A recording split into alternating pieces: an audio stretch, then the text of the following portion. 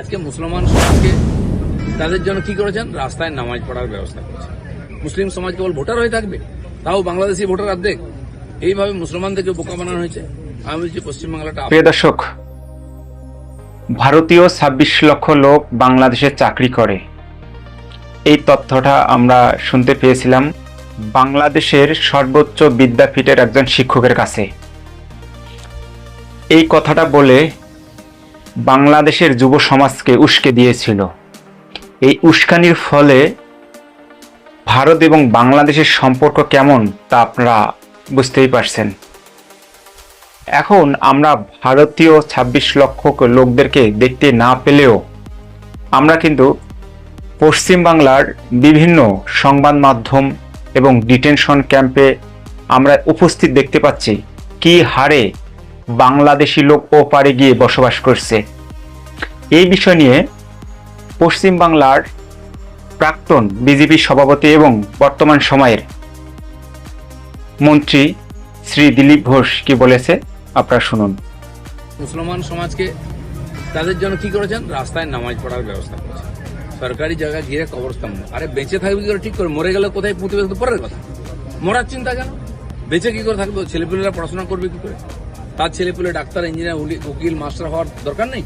মুসলিম সমাজ কেবল ভোটার হয়ে থাকবে, তাও বাংলাদেশি ভোটার অর্ধেক। এইভাবে মুসলমানদেরকে বোকা বানানো হয়েছে।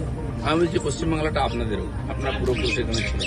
আপনার পশ্চিমবঙ্গ নির্মাণের জন্য হাত লাগানো উচিত। সব অধিকার আপনার থাকবে, কিন্তু বিদেশি হলে চলবে না, বাংলাদেশি হলে চলবে। লক্ষ্মীর ভান্ডারের এরকম 386 জন বাংলাদেশিকে রিপোর্ট করা হয়েছে এবং সেই রিপোর্ট রাজ্য সরকার হাতে তুলেও দেওয়া হয়েছে। অমিত শাহ বলছেন যে এটা শেষ সুযোগ, যদি না যায় তাহলে ব্যবস্থা মানে কি? এই যে করা হচ্ছে তাদের থাকার ব্যবস্থা, ওখানে মাস মাস খুঁজতে হবে ওদেরকে, না খেয়ে থাকবে, অসুস্থ হয়ে মরবে সব।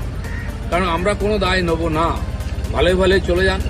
যদি পাকিস্তান থেকে 6 লক্ষর বেশি আফগানিস্তানিকে ফেরত হতে পারে, একটা মুসলিম দেশ থেকে আরেকটা মুসলিম দেশে, ওই বিশেষ পরিস্থিতি ওরা এসছে, এখানে তো অবৈধভাবে এসছে, এদেরকে সারা জীবন জেলে যেতে হবে। আর না হলে ওখানে গরু ছাগলের মতো থাকবে, মারা যাবে। কাছে নিজের দেশে ফিরে যাও সময় থাকতে। সরকার যখন ব্যবস্থা নেবে কোনো দিকে থাকবে না। বিজেপি সরকার তো মানবিক মুখ দেখাচ্ছে, কারণ আমরা এখনো পর্যন্ত যে হোল্ডিং সেন্টার, সকালে সবার জন্য ডিম, শিশুদের জন্য দুধ, দুপুরে মাছ, আয়োজন তো ভালোই করেছে। আয়োজন কতদিন চলবে? সরকার কেন এদেরকে খাওয়াবে? সে ছোটবেলায় গল্প পড়েছি, প্রহার এন ধনঞ্জয়। প্রথম ডিম মাছ ভাত হবে, তারপর ডিম বাদ যাবে, শাক ভাত হবে, তারপর শাক বাদ যাবে, ভাত হবে, তারপর ডান্ডা পড়বে। তো তার পরিস্থিতি না আসে, কারণ এই লক্ষ লক্ষ লোককে খাওয়ার দায়িত্ব আমাদের সরকারের নয়। সে যেন ভালোই ভালোই চলে যান, নাহলে কপালে কি আছে কেউ জানে। বিভিন্ন ক্রীড়া সংস্থা দেখা যাচ্ছে সুজিত বসু, বাবুন বন্দ্যোপাধ্যায় এদের পথ চলে যাওয়ার জন্য বারবার চিঠি পাঠাচ্ছে, পথ ছাড়ছে না। সব ছেড়ে দেবে, অনেকে ছেড়ে দিয়েছে। ওই বললাম না, প্রহার এন ধনঞ্জয়। ভদ্র কথায় না হলে, সোজা আঙুলে ঘি যদি না ওঠে, আঙুল তো বাঁকা করতেই হবে। অনেক জায়গায় সরকার করেছে না বাঁকা আঙুল, না বলে এই বুল্ডোজার নামিয়ে দিয়েছে, হিটাচি নামিয়ে দিয়েছে, আরো অনেক কিছুই না পেলে। সরকার গঠন করে এবার সেন্সাসের দিকে বিশেষ নজর দেওয়া হচ্ছে। সেন্সাসের অনুমতি 1 বছর আগে এসছে, সারা দেশে শুরু হয়ে গেছে সেন্সাস, বাংলায় শুরু করতেই দেওয়া হয়নি, কারণ এই ভুয়ো লোকগুলো বেরিয়ে যাবে বলে, ভোটার থাকার জন্য। আমরা অনুমতি প্রথম দিনেই দিয়ে দিয়েছি ক্যাবিনেটে। সেন্সাসের প্রস্তুতি শুরু হয়ে গেছে, যথারীতি চলবে। এবং তার সঙ্গে সঙ্গে এটাও চলবে, এই যে সরকারি প্রকল্পের লাভার্থী যারা হবে বা যারা আছে, তাদের রিভিউ सबकुछ एक्शन में चल। प्रश्न दादा, जो बॉर्डर पे देखा जा रहा है दिन प्रतिदिन भीड़ हो रहे हैं, जो बांग्लादेशी हैं वो भागने और रोहिंग्या भागने की कोशिश कर रहे हैं। बांग्लादेशी रोहिंग्या जो यहाँ के नागरिक नहीं है, अवैध रूप से घुसपैठ किए थे, उनको तो जाना पड़ेगा। SIR के पहले भागने का कोशिश किया था, लेकिन ये सारे विरोधी पार्टी लोग उसको रोक के रखा।